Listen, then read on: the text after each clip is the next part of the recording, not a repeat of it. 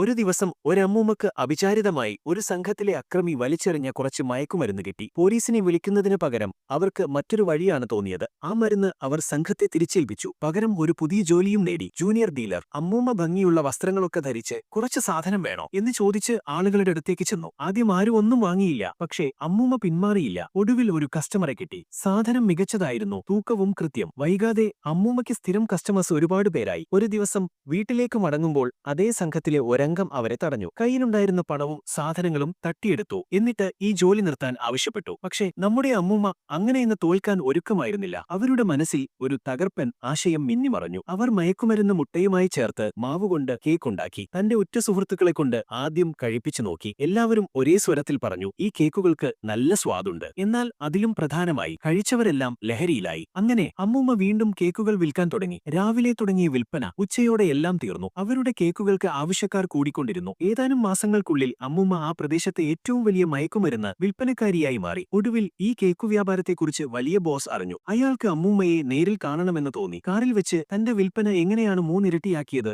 എന്ന് ബോസ് ചോദിച്ചു. അത് ഞാൻ നിങ്ങളോട് പറഞ്ഞാൽ പിന്നെ അതൊരു രഹസ്യമായിരിക്കില്ലല്ലോ എന്ന് ചിരിച്ചുകൊണ്ട് അമ്മൂമ്മ മറുപടി നൽകി. അമ്മൂമ്മയുടെ മികച്ച പ്രകടനം കണ്ട ബോസിന് ആ രഹസ്യത്തിലൊന്നും വലിയ താൽപര്യം തോന്നിയില്ല. അയാൾ ഉടൻ തന്നെ അമ്മൂമ്മയെ ആ പ്രദേശത്തെ ഏക ഡീലറാക്കി നിയമിച്ചു. ഒപ്പം അവിടുത്തെ ബോസിനെ പുറത്താക്കുകയും ചെയ്തു.